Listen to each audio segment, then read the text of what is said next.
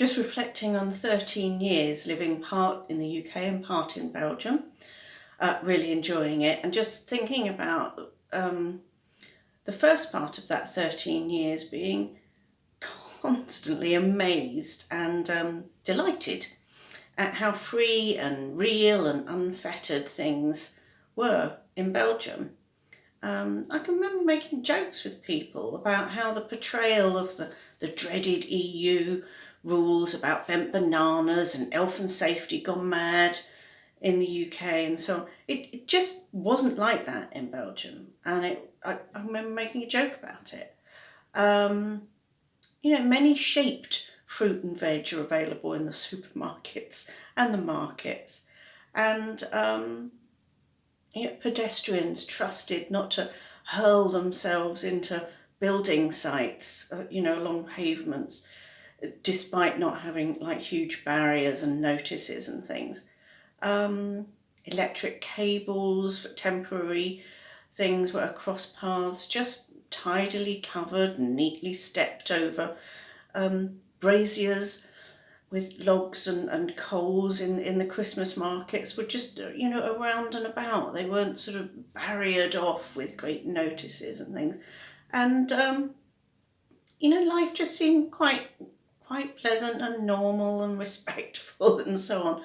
And, I'm not suggesting that things were dangerous, but the sort of the namesake of the EU, Belgium, Brussels, none of the other countries seem to be mentioned in the UK press, but the namesake quite unfettered and unred-taped by these supposed sort of demonic rules of the EU. Things at the very seat of the EU Parliament, not as portrayed by the British press.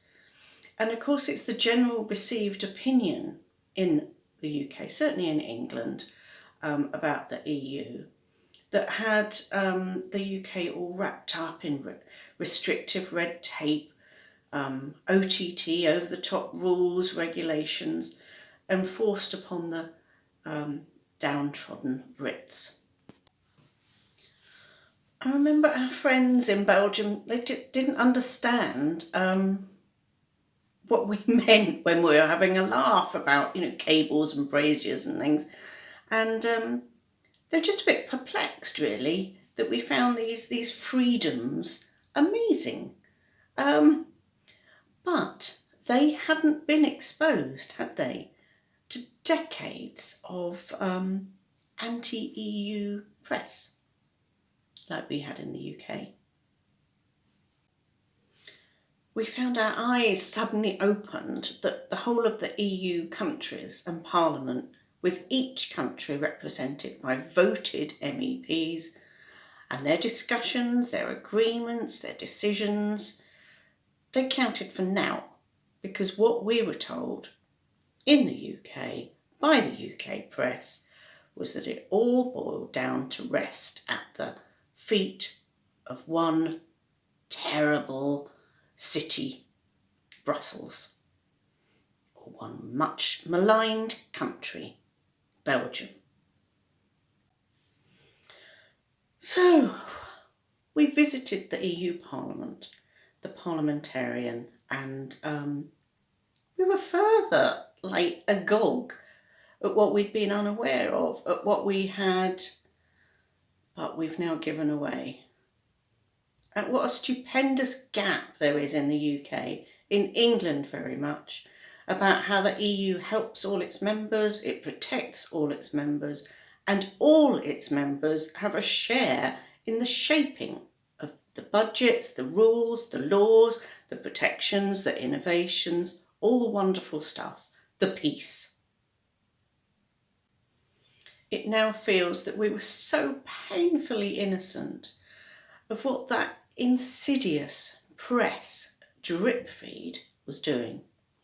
We just thought it was funny. Illuminating, surprising, yes, but dangerous. We just didn't even consider it like that at the time. Then gradually we started noticing in other countries where the EU flag was displayed proudly. Notices were up at various projects and sites and buildings saying how the EU had helped in this way and that. It started to feel like the UK hadn't had any of that support. But then I looked up. I found out that there were projects, there were people, there were businesses right close by to my UK house that had had EU help. The penny dropped. They were just not displaying the flag and the recognition of that support. It was like, yeah, we got EU grants, but we don't need to show that. Or, yes, we are a valid and participating part of the EU Parliament, but we just want to take the piss out of it.